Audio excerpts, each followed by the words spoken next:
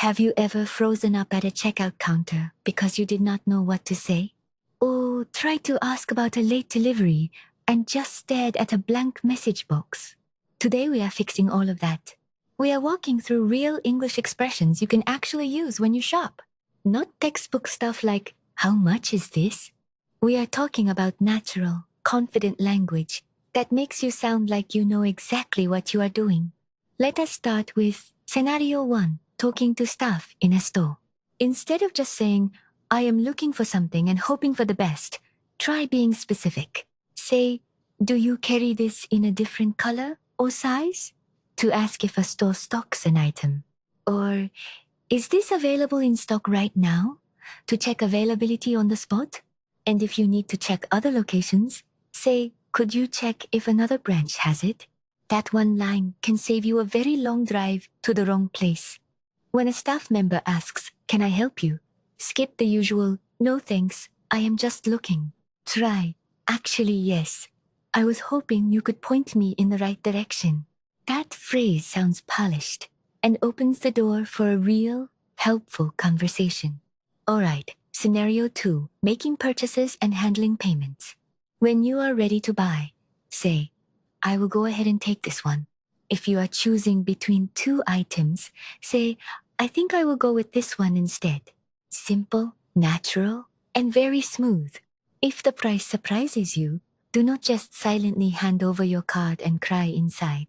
Ask, is there any ongoing promotion or discount I might have missed?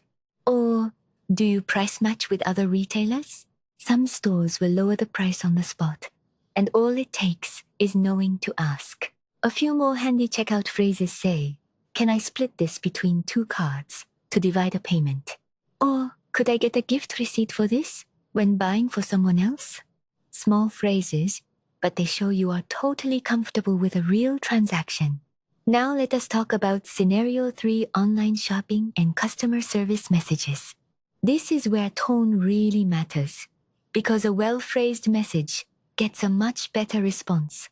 If your order is late, write, I wanted to follow up on my order as it has not arrived yet. The phrase follow up on is professional and polite without sounding demanding. If you got the wrong item, write, it appears there may have been a mix-up with my order. That soft phrasing keeps things friendly and gets results faster. To start a return, say, I would like to initiate a return for this item.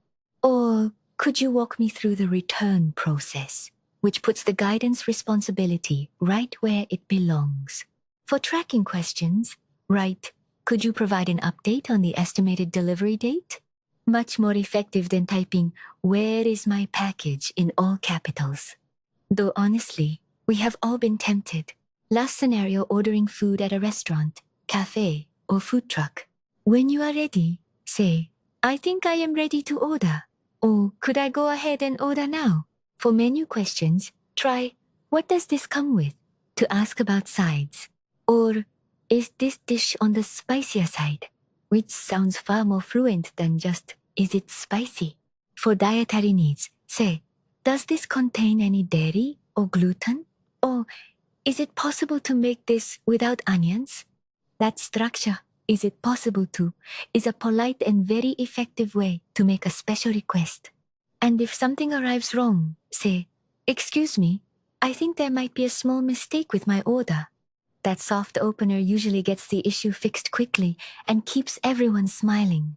So here is the quick recap. In stores, use do you carry and point me in the right direction to get better help. At checkout, ask about promotions, price matching, and gift receipts with confidence.